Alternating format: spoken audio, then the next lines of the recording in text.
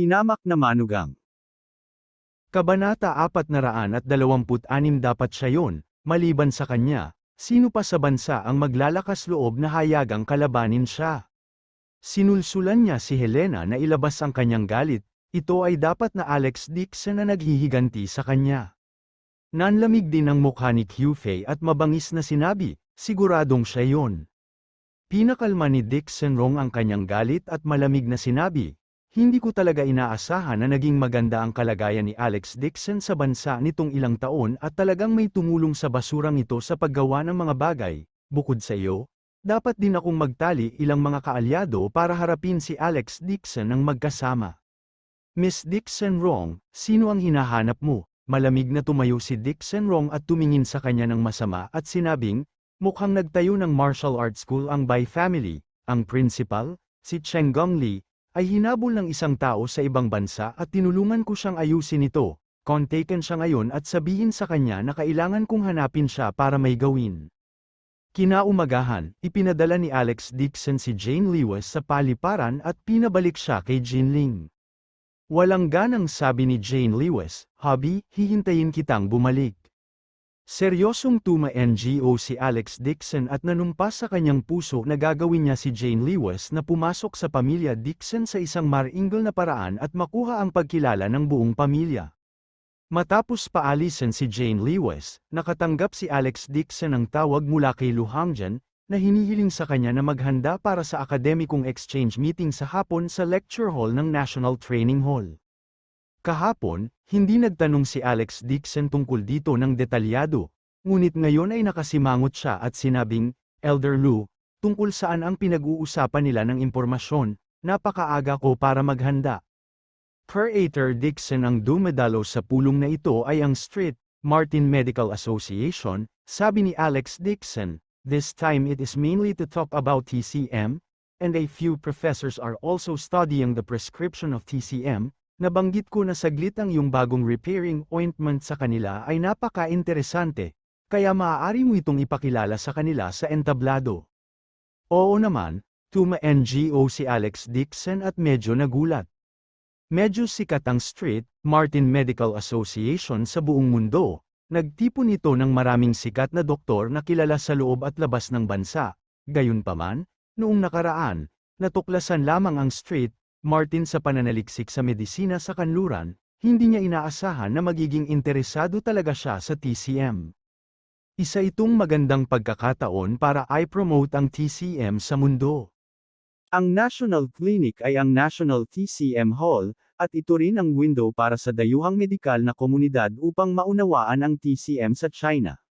Ngayon, maaari nitong i-promote ang TCM sa pamamagitan ng union. Bukod dito, maaari rin niyang samantalahin ang pagkakataong ito para maisapubliko ang repairing ointment. Ang unang batch ng repairing ointments ay ipapadala sa Yan Capital ngayon. Sasamantalahin nila ang pagkakataong ito para maisapubliko at i-promote ang bagong gamot bukas sa merkado. Sa oras na ito, iniba ni Lu Hangjian ang paksa at sinabing may mapait na ngiti, Curator Dixon may i-report ako sa iyo. Ano ito? Walang magawa si Lu Hangjian at sinabing, dahil dati, si Jiang Shuaimang ang nakipag-ugnayan kay St. Martin, kaya partikular niyang hiniling kay Jiang Shuaimang na dumalo sa akademikong ulat. Kumunat ang noo ni Alex Dixon. Gusto ng kabilang partido si Jiang Shuaimang.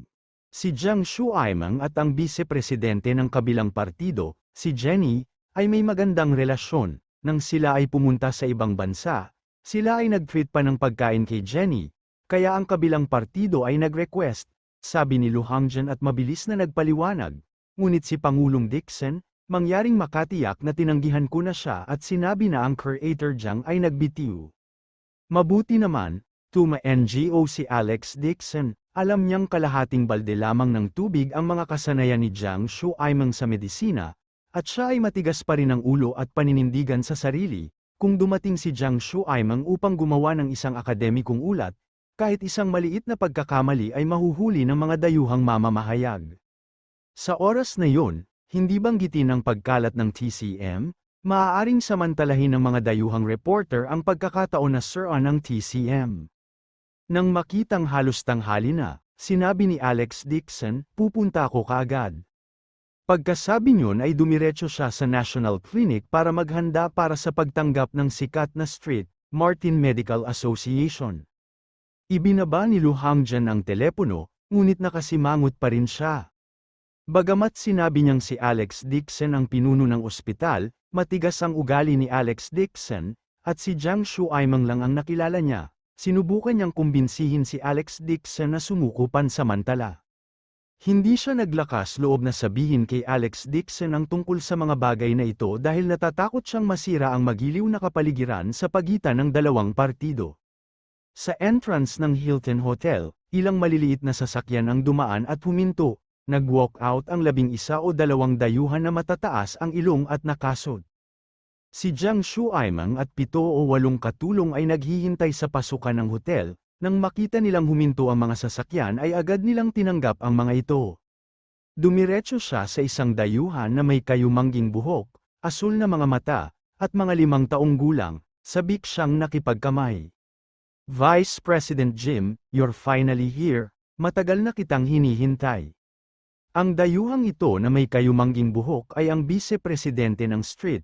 Martin, siya ang nanguna sa club sa Sia Country para sa isang akademikong ulat. Ngumiti siya at nakipagkamay kay Jiang Shuaimeng, matigas na sinabi sa Mandarin.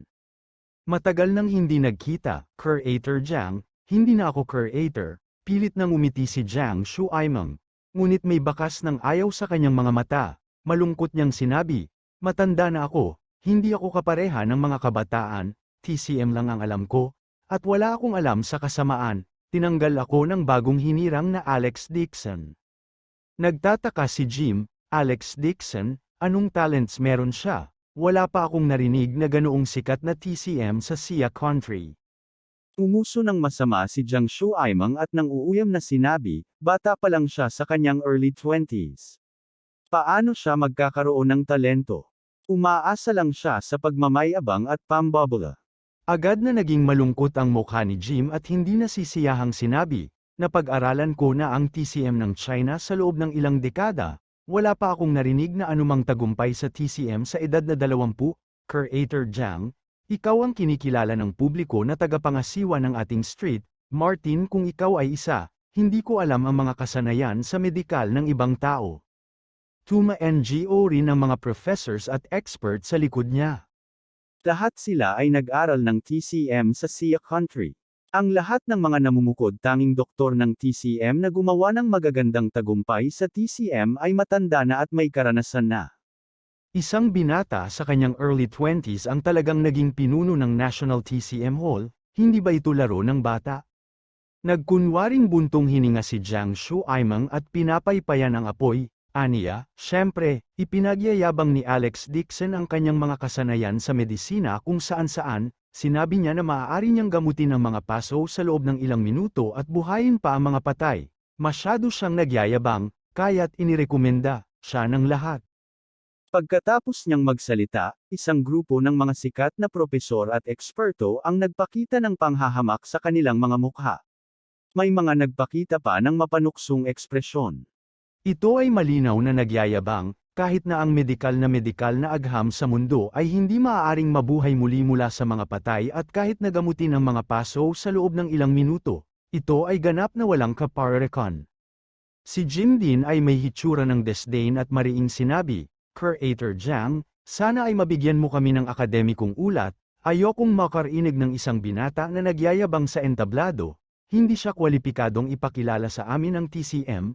Ako ay makikipag-ugnayan sa National Clinic at hiling sa iyo na mag-ulat sa entablado kung hindi, aalis kaming lahat. Lihim na natuwa si Jiang Shuaimeng, paano yan, pinalayas na ako ni Alex Dixon sa National Clinic. Ang isang taong katulad niya ay hindi kwalipikadong maging direktor, pagmamalaki ni Jim, magsusumite kami ng magkasanib na sulat at i-anunsyo siya sa publiko sa pulong, piliin ka bilang curator. Tuwang-tuwa si Jiang Shuaimeng, tuwang-tuwa na halos lumabas ang kanyang puso sa kanyang lalamunan, kung si Alex Dixon ay gumawa ng kalokohan sa academic report at ipahiya ang kanyang sarili sa ibang bansa, hindi lang niya maibabalik ang kanyang mukha, magagawa pa niyang maging direktor muli. Kabanata 427 lumabas si Alex Dixon sa istasyon. Bago pa siya makapagpalit ng damit ay sumakay na siya ng taxi papuntang National Clinic. Habang nasa daan, iniisip niya kung paano magbibigay ng talumpati sa akademikong ulat. Masyadong maikli ang 2 oras na komunikasyon, nakatuon ang TCM sa pangmatagalang paggaling, at hindi ito kaagad gaya ng Western medicine, bagaman gumagana ang ilang mga reseta, hindi sila makikita sa loob ng 1 o 2 araw.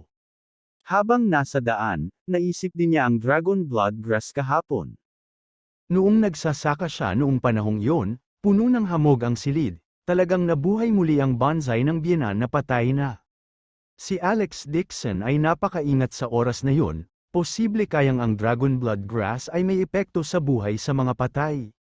Kaya lang, nagkagulo si Helena noong mga oras na yun, kaya wala siyang panahon para pag-aralan ito ng detalyado, kung hindi, maaari niyang dalhin ito sa Holy Martin Association upang hayaan ang mga doktor ng TCM na mabigla ang mundo at maging sikat.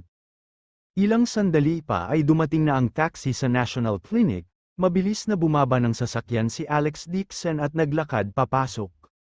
Nagkaroon ng traffic jam sa kalsada, late na siya ng 10 minuto nang dumating siya, maraming sasakyan ang nakaparada sa pintuan, at marami ring reporter ang dumating, naghihintay sila habang nakataas ang kanilang mga baril at kanyan.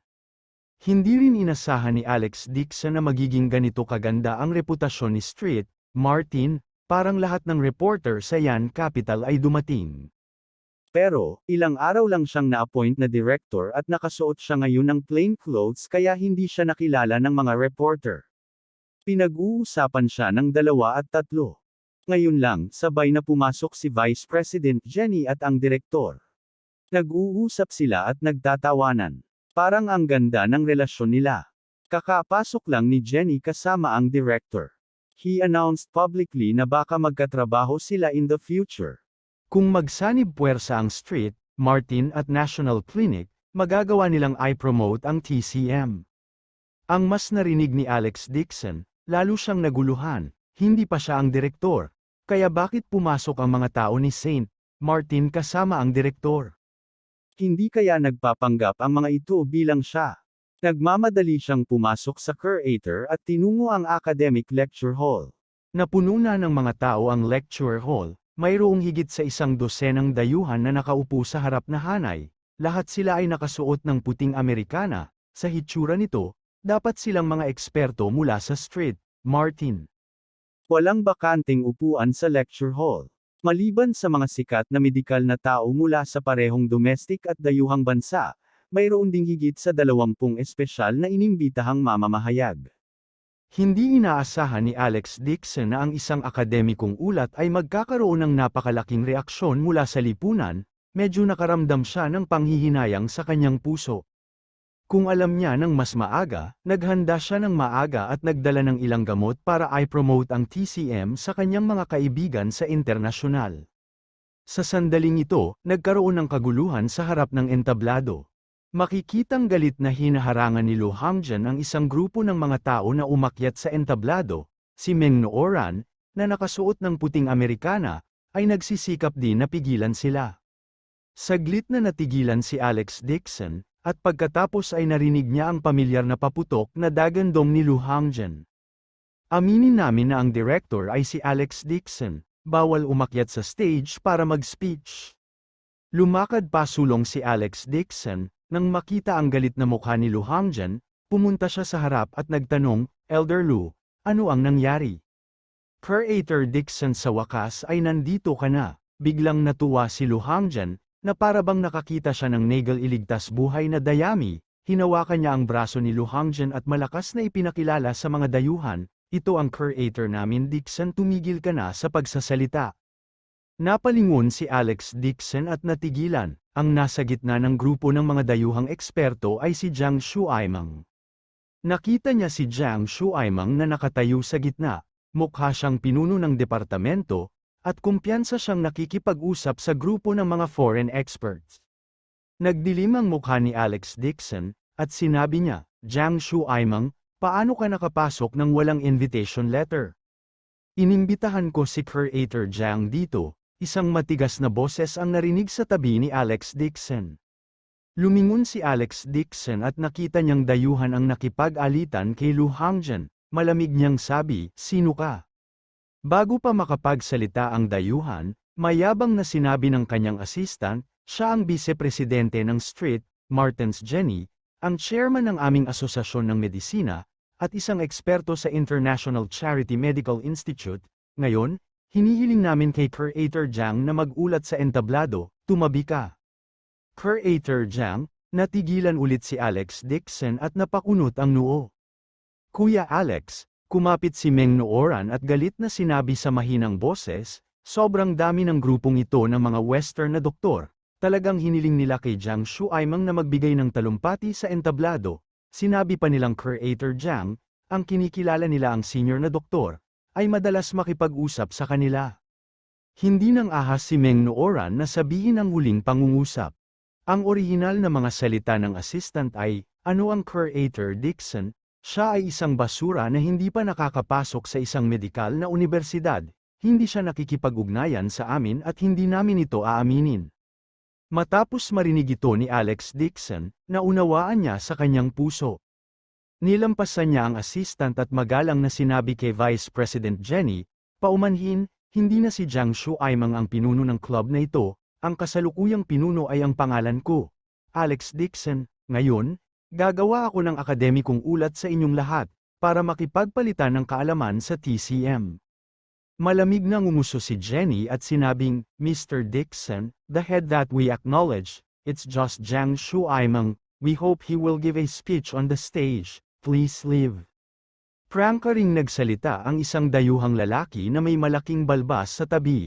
"Ikaw si Alex Dixon, kami, Street, Martin, umaasa na maaari kang magbitiw at ibalik ang direktor kay Mr. Jiang, ang kanyang mga kasanayan sa medisina ay namumukod-tangi, at siya ang TCM ng China na kinikilala namin, hindi ka kunin ang posisyon na ito." Mabilis na bumulong si Meng Nooran, ito si Professor Jord, isa sa 3 eksperto sa orthopedics sa mundo, mas sikat pa siya kaysa kay Jenny. Isang grupo ng mga dayuhang ekspertong may gininto ang buhok at asul ang mata ang tumayo upang magprotesta at nagkakaisang hiniling kay Alex Dixon na bumaba sa pwesto. Magulo ang eksena, hindi rin inaasahan ng mga mamahayag na magaganap ang ganitong pasabog na balita sa academic exchange meet, at mabilis silang kumuha ng litrato. Nakareserba ang ekspresyon ni Jiang Shuaimang, at hindi niya mapigilan ang kanyang pagmamataas. He said to Alex Dixon with a masasamang ngiti, "Mr. Dixon, I'm really sorry. Hindi ko rin gustong makita ang limelight mo. Pero ngayon, Street, Martin at lahat ng foreign experts gustong i-promote ako bilang director. Mahirap para sa akin na tanggihan ang iyong kabaitan.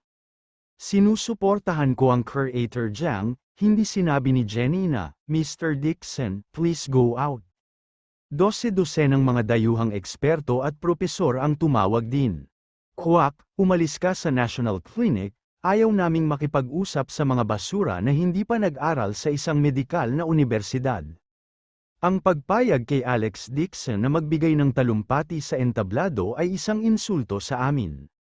Kaway-kaway ang pangungutya sa kanilang paligid, na may halong panlalait at panlalait mula sa ibang bansa. Sabik na sabik si Meng Nooran kaya namula ang kanyang mga mata, malakas niyang ipinaliwanag, "Lahat, huminahon, kakaiba ang TCM skills ni Curator Dixon, huwag makinig sa kalokohan ng ibang tao." Sinisikap din ni Lu Hangjian at ng ilang tao mula sa National Clinic na magpaliwanag. Gayunpaman, masyadong malakas ang boses ng foreign experts, pareho sila ng opinyon at mahigpit na tinutulan ang desisyon ni Alex Dixon na umakyat sa entablado, kaya naman, nalunod sa mga insulto ang mahina nilang paliwanag. Napatingin si Alex Dixon kay Jiang Shuaimang. Si Jiang Shuaimang ay may pagmamalaki sa kanyang mukha siyang maliit na tao na nakamit ang tagumpay.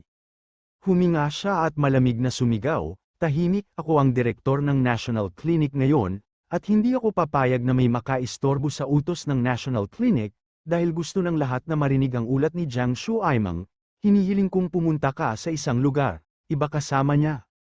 Si Jenny coldly harumphed, tumalikod at umalis.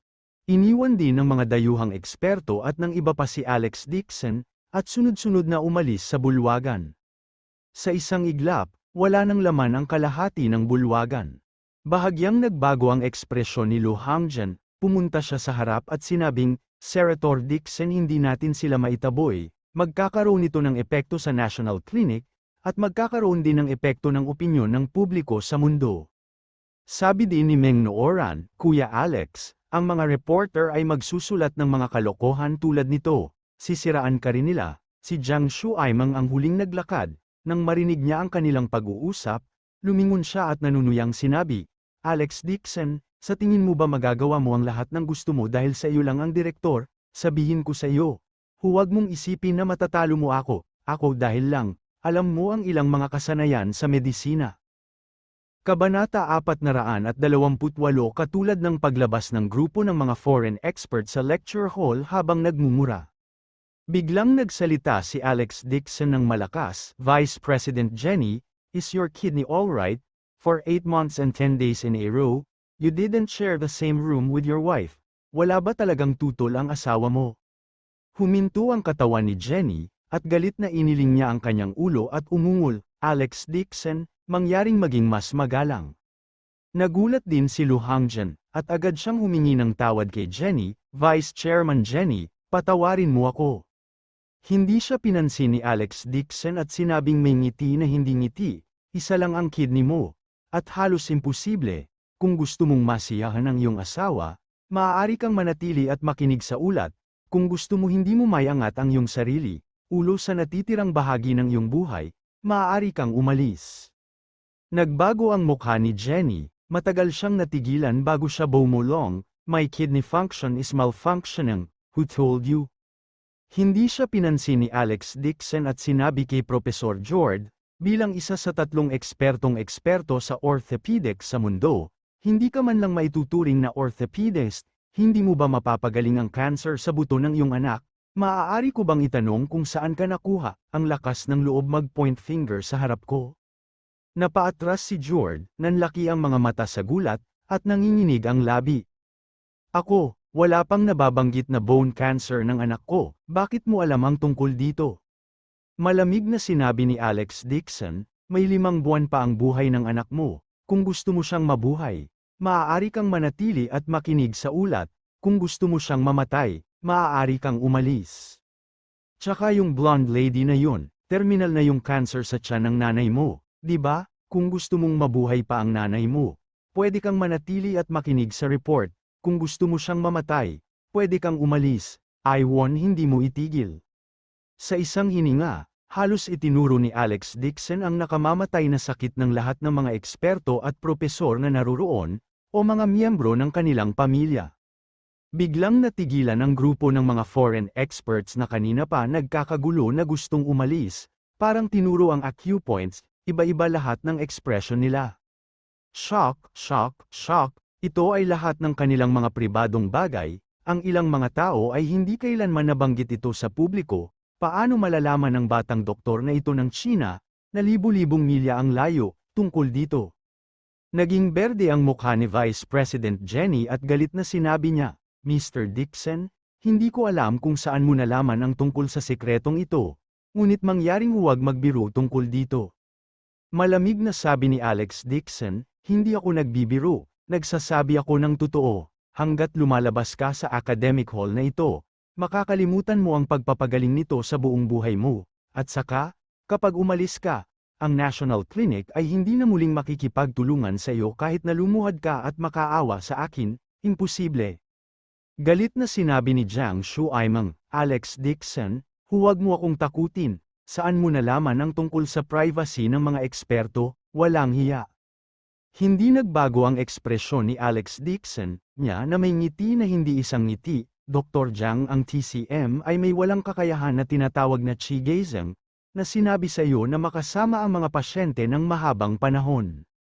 Ang katawan ng pasyente ay mahahawa din ng qi, isang tingin at malalaman mo ang sakit ng taong kilala mo o tama, may isang kasanayan na tinatawag na qi gazing pagkatapos ng mahabang panahon sa pasyente, ang kanyang katawan ay nahawaan din ng qi na ninigarilyo at umiinom ng walang tigil, may nararamdaman ka bang nakatagong sakit sa iyong mga baga?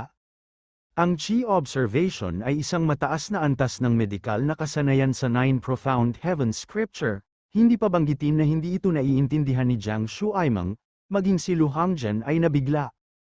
Narinig na niyang binanggit ng kanyang master ang Chi Gaizeng noon, isa itong matagal nang nawawalang pamamaraan ng TCM, ito raw ay nilikha ng Yellow Emperor, hindi niya akalain na may kakaibang husay si Alex Dixon. Nagbago ang ekspresyon ni Jiang Shuaimeng nang marinig niya ang mga salita ni Alex Dixon, natigilan siya ng ilang segundo bago umungol, "Nonsense, I am healthy, I don't need you to threaten me here." "Tinatakot mo ba ako? Hindi mo ba nararamdaman?" Ngumuso si Alex Dixon at tumalikod na para maglakad papunta sa stage.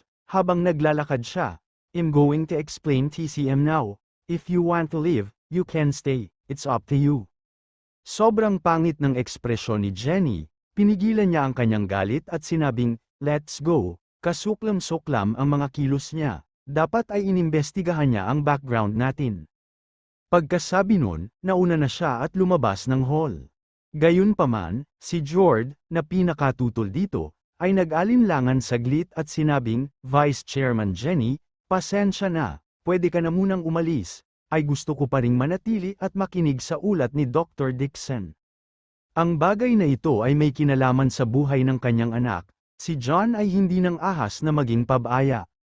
Nang matapos siyang magsalita, nag-alinlangan din ang blonde na babaeng doktor at sinabing, "Gusto ko ring manatili at makinig sa ulat ni Dr. Dixon." Ang kanser sa tiyan ng kanyang ina ay hindi kumakalat sa labas ng mundo, at ilang mga kamag-anak lamang ang nakakaalam nito. Hindi niya inaasahan na ituturo ito ni Alex Dixon sa isang pangungusap lamang, ayaw palampasin ng babaeng doktor ang pagkakataon.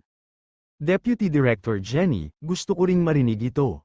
Sa tingin ko dapat akong manatili at makinig." Biglang nagpalit ng panig ang grupo ng mga foreign experts at professor na aalis na sana, nais nilang manatili at makinig sa akademikong ulat ni Alex Dixon. Ikaw, nagulat at nagalit si Jenny. Hindi niya inaasahan na matatakot ang mga doktor sa salita ni Alex Dixon sa mga nangungunang doktor sa kanlurang may antas ng doktor at mas mataas, dahil dito, nawala lahat ng mukha niya. Nakakadismaya talaga ang mga elite na doktor na dinala niya. Galit na sinabi ni Jenny, "Creator Jiang, alis na tayo." Sa hindi pagkakataon, nang matapos siyang magsalita, awkward na pinunasan ni Jiang Shuaimeng ang kanyang mga kamay, "Vice Chairman Jenny, sa tingin ko, mabuti pang manatili at makinig sandali." Siya ang pinakatakot sa kamatayan sa kanyang buhay. Nakita niya si Alex Dixon na iniligtas si Old Master Jiang gamit ang sarili niyang mga mata. Alam niyang kamangha-mangha ang mga medikal na kasanayan nitong si Dixon at ngayon ay nasa gulat siya. Kamakailan lamang, siya ay umiinom at naninigarilyo. Totoo na minsan may tinatagong sakit ang kanyang baga. Natakot si Jiang Shuaimeng kaya naging berde ang kanyang mukha. Natatakot siyang magkatotoo ang sinabi ni Alex Dixon. May lung cancer talaga siya. Hindi inaasahan ni Jenny na mananatili rin si Jiang Shuaimeng. Matagal siyang natigilan at hindi makapagsalita. "Vice President Jenny, pupunta muna ako." Napahiya si Jiang Shuaimeng, mabilis siyang nakahanap ng dahilan para makawala. Tumayo si Alex Dixon sa entablado at handang magulat. Nagkibit-balikat siya at sinabi sa mikropono, "Deputy Director Jenny, your people are all staying. If you go back to the hotel alone, do you need me to send a car to escort you?" Humph! Sa sobrang galit ni Jenny ay sumangot siya ng malamig. Na may maitim na mukha, tumalikod siya at bumalik sa venue at umupo ng mabigat. Gusto niyang makita kung paano gagamutin ni Alex Dixon ang mga nakamamatay na sakit na ito. Kahit na ang kanilang grupo ng Western medicine sa mundo ay walang magawa, anong uri ng kakayahan ang maaaring mayroon ng isang maliit na bata? Nagliwanag ang spotlight sa katawan ni Alex Dixon, nakatayo siya sa entablado, hindi alipin o mapagmataas, tuwid ang kanyang likod at kalmado ang kanyang ekspresyon. Isang malaking grupo ng mga reporter ang nakatutok sa kanya ng kanilang mga kamera. Hindi na kailangan ni Alex Dixon ng script para magsalita, kalmado siyang humarap sa mikropono at walang tigil na sinimulan ang kanyang pagsasalita. Una niyang ipinakilala ang mga pinagmulan at kasaysayan ng TCM, Pagkatapos ay nagsalita tungkol sa mga gamot na Tsino, at sa wakas ay pumasok sa paksa ng acupuncture. On the way here, naisip na ni Alex Dixon, sa lahat ng paraan ng paggamot ng TCM, ang acupuncture at ang pinakamabilis na paggamit, sa mata ng mga dayuhang doktor, ang acupuncture ang pinaka-misteryoso. Ang isang maliit na pilak na karayom ay talagang nakapagpapagaling ng mga sakit. Maraming dayuhang anti-TCM na terorista ang higit na pamuna sa acupuncture. Parang ilog sa entablado ang sinabi ni Alex Dixon, ipinakilala niya ang acupuncture at ipinakilala rin ang ilang mga espesyal na kaso. Ang grupo ng mga dayuhang eksperto na kanina lang ay nag-aalinlangan ay pawang nabighani sa kwento. Bagamat mukhang galit si Jenny, kailangan niyang aminin sa kanyang puso na talagang malalim ang mga natamo ni Alex Dixon sa TCM. Ngayon, hayaan mong ipakita ko ang acupuncture, sabi ni Alex Dixon at sinenyasan ni Meng Nooran na ilabas ang plastik na modelo ng katawan ng tao at ipakita ang mga karayom ng acupuncture sa lugar. Sa sandaling ito, umubo si Jiang Shuaimeng at tiningnan si Professor Jord, bamulong siya ng ilang salita sa kanyang tainga. Bahagyang tuma-NGO si Professor Jord, tumayo, at malakas na sinabi, Dr. Dixon, talagang kahanga-hanga ang iyong pananalita, dahil sa mahiwagang ipinakilala mo ang acupuncture, mas nakakumbinsi na ipakita ito sa mga buhay na nilalang. Huminto si Alex Dixon, tumayo siya sa entablado at mahinang nagtanong, Professor Jord, paano mo gustong itanghal ito? Ito talaga ang gusto ni Jord. Ngumisi siya at inutusan ang kanyang katulong na ilipat ang isang parisukat na kulungang bakal na natatakpan ng itim na tela sa entablado. Kabanata 429 sa sandaling maalis ang itim na tela, napuno ang buong lugar ng ingay ng mga taong humihinga ng malamig. May isang kalahating patay na puting mouse sa hawla. Ito ang mouse na karaniwang ginagamit sa mga dayuhang medikal na eksperimento. Gayunpaman, dumudugo ang sulok ng bibig nito, namumula ang mga mata, at dumudugo ang mga binti. Nagkaroon din ng tumor na kasing laki ng bola ng ping-pong. Nakangiting sabi ni Jord na hindi isang ngiti, Dr. Dixon, itong eksperimental na daga ay itinanim ng kanser sa baga, kanser sa lalamunan, kanser sa tiyan, may 6 na uri ng mga selula ng kanser, at isa na rito ang nangyari, late stage na kanser sa buto dahil sinabi mo na ang acupuncture ay maaaring gamutin ito. Bakit hindi mo ito ipakita sa lugar? Nang matapos siyang magsalita ay nagbulungan na ang mga tao. Maging si Lu Hangjian ay hindi napigil ang sabihin sa malalim na boses, Professor Jord, pinipilit mo akong gawin ito. 6 na uri ng cancer ang naghalo-halo, at kahit ang iyong pangkat ng mga eksperto ay hindi ito ginagamot, tama ba? Nagkibit balikat si Jord, we really have no choice, pero hindi ba sinabi ni Dr. Dixon na may rule of law ngayon lang, hindi kaya nagsisinungaling siya? Kung hindi niya ito magamot, kailangan niyang yumuko at humingi ng tawad sa amin sa spot, kailangan din niyang aminin sa mundo na ang TCM ay puno ng mga manloloko. Ang kanyang mga salita ay agad na pumukaw sa galit ng lahat ng mga doktor ng TCM na naruroon, at sila ay nagmura. Ang ulat na ito ay tila isang akademikong palitan, ngunit sa katotohanan, ito ay isang demonstrasyon upang patunayan ang Western medicine ay mas malakas kaysa sa TCM. Isa itong lantarang insulto sa TCM, nagpakita si Jord ng mapanuksong ekspresyon at sinabing, ano, Dr. Dixon, natatakot ka ba o hindi mo magawa? Sa tingin ko isa kang ganap na sinungaling. Ang mouse na ito ay orihinal na kanilang pang-eksperimentong paksa, bago ang pulong, iminungkahi ni Jiang Shuaimeng na dalhin nila ito, pagdating ng panahon, magagamit nila ito para ilantad na isang kwek-kwek si Alex Dixon. Sumigaw si Meng Nooran, iba talaga ang mouse sa acupoints ng tao, malinaw na pinapahirapan mo siya. Doktor tayo, tao man o hayop, sa paningin natin, lahat tayo ay buhay. Kung hindi magagamot si Alex Dixon, luluhod siya at aaminin na manloloko ang TCM at ibabalik ang direktor kay Master Jiang. Si Jord ay hindi makatwiran at mayabang, na nagpagalit sa mga doktor sa pinangyarihan. Lahat ng mga dayuhang doktor ay may kinikilala kay Jord at inakusahan si Alex Dixon bilang isang manloloko. Magulo ang eksena, ang mga doktor sa gitna at kanluran ay nahahati sa dalawang pangkat. Walang katapusan silang nagtalo at nagsimula pa ng digmaan ng mga salita. Maging ang gitna at panlabas na mga mamamahayag ay nahahati sa dalawang paksayon, nagsimula sila ng digmaan ng mga salita. Lihim na natuwa si Jiang Shuaimeng, ito ang kanyang plano, sa pamamagitan nito, tiyak na masisira ang reputasyon ni Alex Dixon. Habang pinagalitan ang magkabilang panig at naghahagis pa ng mga bote ng tubig, hindi umimik si Alex Dixon, kinuha niya ang pilak na karayom at mabilis na tinusok ang mga acupuncture point ng mouse. Itinaas niya ang karayom at ibinagsak ito sa napakabilis na bilis, maging si Jenny, na nakaupo sa unang hanay, ay hindi nakikita ng malinaw ang kanyang mga galaw ng kamay, ngumuso siya. Ang daga na ito ay nasa bingit na ng kamatayan, kung nasaksak siya ng napakaraming karayom, mamamatay siya ng walang pag-aalinlangan. Tinamaan ng bote ng mineral water si George sa ulo, nagalit siya dahil sa kahihiyan at itinaas ang kanyang manggas, na nagbabalak na tamaan ng isang reporter mula sa Sia Country na naghagis ng bote ng mineral na tubig. Lahat, tumahimik, napagaling na, isang mahinaong boses ang agad na pumasok sa pandinig ng karamihan. Nanlamig ang kamao ni George sa himpapawid, at nabigla siyang tumingin sa entablado. Agad na tumahimik ang buong eksena, napakatahimik na kahit isang pin drop ay maririnig. Mahigit 1,000 titig ang nakatutok sa entablado. Nakita nilang kalmado ang ekspresyon ni Alex Dixon, ngunit may pawis sa noo.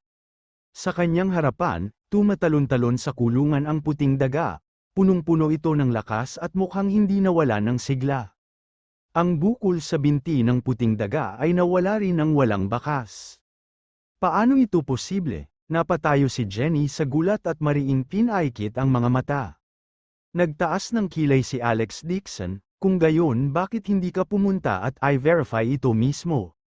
Gagawin ko, hindi naniwala si George, umakyat siya sa entablado at maingat na sinuri ang daga. Gayunpaman, habang iniinspeksyon niya, mas nanginginig ang kamay niyang nakahawak sa magnifying glass habang umuungol. Imposible, ito ay imposible, ang mga sintomas ng kanser ng mga eksperimentong daga ay nawala lahat, paano ito? Natahimik ang buong lugar, lahat ay natigilan, saglit na natigilan si Jiang Shuaimeng, bigla siyang tumayo at sumigaw, siguro ngayon lang pinalitan mo ang mga daga sa kaguluhan. Malumanay na sabi ni Alex Dixon, maaari kang tumingin sa monitor.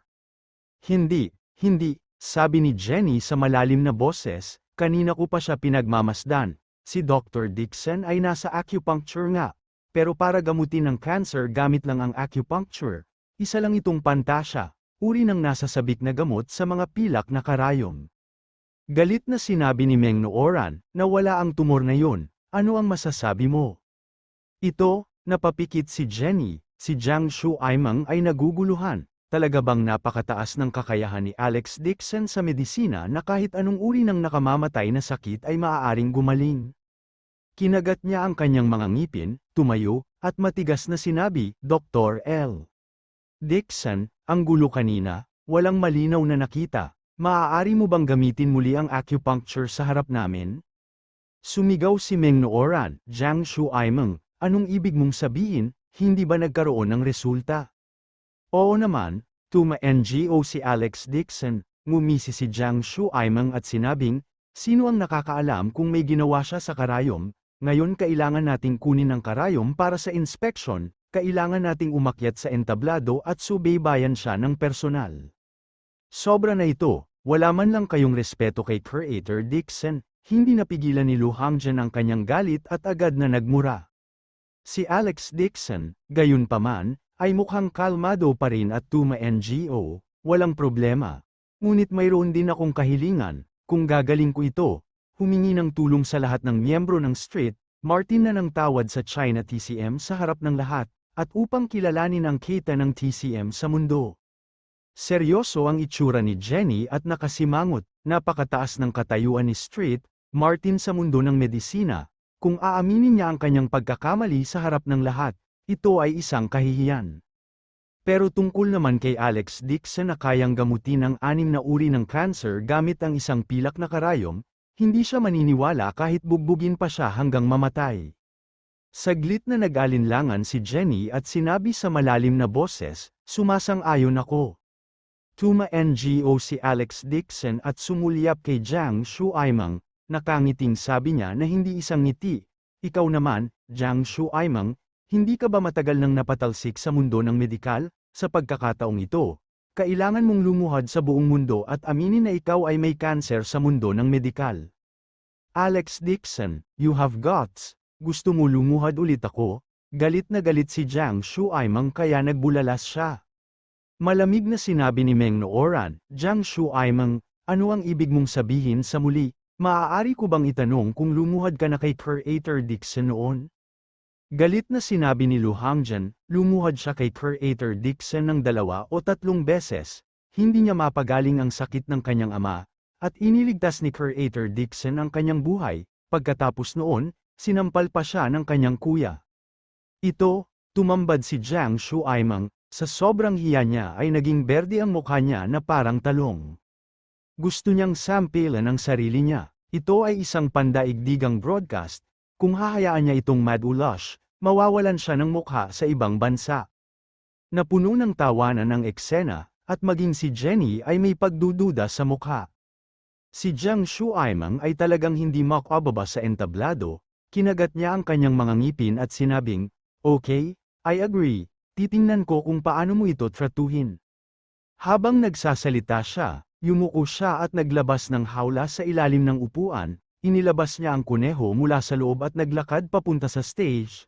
Creator Dixon, ang kuneho na ito ay maraming bali at kanser sa utak, pakigamot ito sa harap ng lahat, hinawakan ni Jiang Shuaimang ang kuneho at naglakad papunta sa entablado, ngunit lihim niyang inilapat ang lakas sa kanyang mga kamay at palihim na sinakal ang kuneho. Kabanata 430 sa oras na ipinadala niya ang kuneho sa entablado, patay na ang kuneho. Si Jiang Shuaimang ay may malamig na ngiti sa kanyang mukha habang nakatayo siya sa gilid at matamang pinagmamasdan nito. Ang kuneho na ito ay ang kanyang trump card, hindi lang ito nagkaroon ng brain cancer at lahat ng buto sa katawan nito ay nabali, kundi pinakain din ito ng arsenic, kahit na ang isang dakilang Luo Golden Immortal ay hindi ito mailigtas. Nang hawakan ni Alex Dixon ang kuneho, ang puting kuneho ay biglang nagsimulang dumuyugo mula sa lahat ng mga orifice nito at nanatiling hindi gumagalaw. Patay na ang kuneho, bulalas ni Meng Nooran, nagkunwaring kainahinala si Jiang Shuaimang, kanina lang nakita ng lahat, buhay ang kuneho na ito, hindi kaya ito mapagaling ni Creator Dixon at sinasadyang patayin ang kuneho para makatakas. Galit na galit si Lu Hangjian kaya hinawakan niya ang kanyang kwelyo at umungal, Jiang Shuaimang, para sa sarili mong pagnanasa, nang ahas kang saktan si Creator Dixon sinusubukan mo bang sirain ang reputasyon ng ating TCM sa mundo? Natarante si Jiang Shuaimang at pinilit na kumalma, matanda Lu, bitawan mo ako, siya, si Alex Dixon, may kasalanan. Kalokohan, sinampal siya ni Lu Hangjian, at nag-init ang kanyang ulo. Nagmamadaling tumulong ang iilang mga alagad na dinala niya nang makita nilang kumikilos ang kanyang amo. Mabilis na nagtungo ang ilang matatandang doktor ng TCM para pigilan siya. Damn it, 2 hall-level TCM masters ang aktwal na nagsimula ng away sa harap ng isang dayuhang medikal na propesor, hindi lang nila alam kung ano ang sasabihin. Biglang ibinuka ni Alex Dixon ang kanyang bibig at sinabing, Kuya Lu, ayos lang. Kaya ko itong gamutin. Ang kanyang mga salita ay malakas at malinaw, at ito ay malinaw na narinig ng lahat. Bumangon si Jiang Shuaimang mula sa lupa, natatakpan ng dumi ang kanyang mukha, ngumisi siya at sinabing, Alex Dixon, huwag kang magsalita ng malaki, kung may kakayahan ka, gamutin mo na. Gaano man kataas ang medikal na kasanayan ng batang ito, imposibleng buhayin siya. Kuya Alex, sumikip ang puso ni Meng Nooran at nag-aalala siya para kay Alex Dixon. Mahigit 5 minuto nang patay ang kuneho, malamig ang katawan nito, paano ito maliligtas? Sinamantala ni Jord ang pagkakataon na humawak ng isang bagay, sinigawan niya ang lahat ng mga dayuhang propesor at eksperto na magsisiksikan sa entablado, pinatawag pa niya ang lahat ng mga reporter. Lahat, panoorin kung paano nalulunasan ng TCM ng China ang mga kuneho, hahaha. Maraming dayuhang reporter ang nagpahayag din ng mga mapanuksong ngiti at itinutok ang kanilang mga kamera kay Alex Dixon. Kinabahan din si Lu Hangjian, gaano man kahusay ang TCM, paano nito malulunasan ang mga patay na bagay, isa pa, halos matigas na ang bangkay ng kuneho. Hindi ba ito biro? Gayunpaman, pinigilan niya ang kanyang mga salita, dahil alam niya ang karakter ni Alex Dixon, hindi siya maaaring magbiro tungkol sa bagay na ito. Naisip niya na dapat ay hiniwalayan ni Alex Dixon ang kuneho at pinatunayan na kinuha ni Jiang Shuaimeng ang patay na kuneho. Ilang matingkad na ilaw ang bumungad sa katawan ni Alex Dixon, maging ang kanyang mga kilay ay kitang-kita rin. Napapaligiran siya ng mga dayuhang propesor at reporter na may dalang kamera. Ngumisi si Jiang Shuaimeng, sa ilalim ng pagsubaybay ng 12 dosenang mga tao, itong si Dixon ay walang pagkakataong gumawa ng anuman. May liligtas ba ang isang patay na kuneho? Anong biro? Gusto lang niyang makita kung paano haantong ang lokong ito. Sa ilalim ng mga titig lahat ng naroroon, ang ekspresyon ni Alex Dixon ay kalmado, at hindi siya apektado ng mundo sa labas. Ginamit niya ang kanyang daliri bilang isang karayom at sinaksak ang kuneho sa bilis ng kidlat. Ang pinakadalisay na katawan na enerhiya na naabsorb niya mula sa dragon blood grass kahapon ay na-inject din sa kuneho sa pamamagitan ng kanyang daliri. Lumipas ang oras at tumahimik ang paligid. Kumunat ang noo ni Jenny, hindi siya naniniwala na kayang buhayin ni Alex Dixon ang patay na kuneho sa kanilang sundot lang. Pawis na kasing laki ng butil na tumutulo sa noo ni Alex Dixon, basang-basa na rin ng pawis ang damit niya. Sa kabutihang palad, ang espiritu ng dragon blood grass na enerhiya na naabsorb niya kahapon ay nasa kanyang katawan pa rin at hindi pa ganap na sumanib sa kanya. Maaaring ibalik ng dragon blood grass ang buhay sa bonsai na matagal nang patay, gayunpaman, ang kuneho ay kamamatay lamang, at mayroon pa ring kaunting init na natitira sa loob nito. Bilang karagdagan, ang kanyang cultivation base ay umabot na sa huling yugto ng foundation establishment, na ganap na lampas sa kanyang nakaraang antas. May posibilidad na mabuhay niyang muli ang kuneho. Gayunpaman, ang pagsipsip ng enerhiya ng dragon blood grass sa loob ng kanyang katawan ay isang napakahirap na gawain. Ang mga butil ng pawis na kasing laki ng bin ay tumulo sa noo ni Alex Dixon, nakita ito ni Meng Nooran at naramdaman ang sakit ng kanyang puso, dali-dali niyang ginamit ang kanyang mga kamay para panasan ang pawis nito. Lumipas ang isa pang 3 minuto. Sa wakas ay huminga ng malalim si Alex Dixon at sinabi sa isang nakaka-relax na tono, tapos na. Pagkasabi noon ay inilabas niya ang repairing ointment at ipinahid sa mga bali ng buto ng kuneho. Nang makitang inilapat ni Alex Dixon ang itim na paste sa katawan ng kuneho, hindi napigilan ni Jenny na sumangot ng malamig at sinabing, nag-aaksaya lang ito ng oras, sa tingin mo ba tayo ay bulag, ang kuneho na ito ay hindi na maliligtas. Medyo kinabahan si Jiang Shuaimeng, ngunit nang makita niyang hindi gumagalaw ang kuneho, agad siyang nakahinga ng maluwag at nanunuyang sinabi, Alex Dixon, huwag mong kalimutan ang sinabi mo kanina, ibigay mo sa akin ang ulo. Galit na dagdag ni Jord, kailangan mo pa ring aminin sa buong mundo na ang TCM ay isang pandaraya, sayang. Sayang sa oras, sayang ang oras para ipagkatiwala niya ang kanyang huling pag-asa na may pagamot ang kanyang anak kay Alex Dixon. Ang Dixon na ito ay isang ganap na sinungaling. Nagbobo at umiiling ang mga tao habang pababa sila ng stage. Sumimangot din si Lu Hangjian, hindi niya akalain na maglalaro si Alex Dixon ng ganoong klaseng laro. Sa pagkakataong ito, nawala ang reputasyon ng National Clinic sa buong mundo, at natakot siya na managot ito ng mga pinuno ng matataas na echelon. Galit na galit si Jenny kaya ibinangon niya ang kanyang kamao sa mesa at mariing sinabi, Alex Dixon, isa kang sinungaling, ang ginagawa mo ay binabalewala ang buhay ng tao, sinisiraan mo lang ang ating mundo ng medisina. Nasa bibig pa rin niya ang salitang realm nang biglang bumangon ang isang puting figura at sumuntok sa mukha ni Jenny. Agad na tinamaan si Jenny sa ilong at bumulwak ang dugo sa ilong nito, napabalikwas din siya sa bagay na ito. Kuneho, tumakbo ang kuneho, napasigaw si Meng Nooran. Nagkatinginan ang lahat, laking gulat nila na nakalimutan pa nilang tulungang makatayo si Jenny. Walang mag-aakalang ngayon lang talaga nagkukunwaring patay ang kuneho na ito. Kinuha nito ang pagkakataon na tumalon at maghintay ng pagkakataon para makatakas. Tinakpan ni Jenny ang dumudugong ilong at napaupo sa sobrang gulat, hindi na nakabalik sa katinoan ng matagal.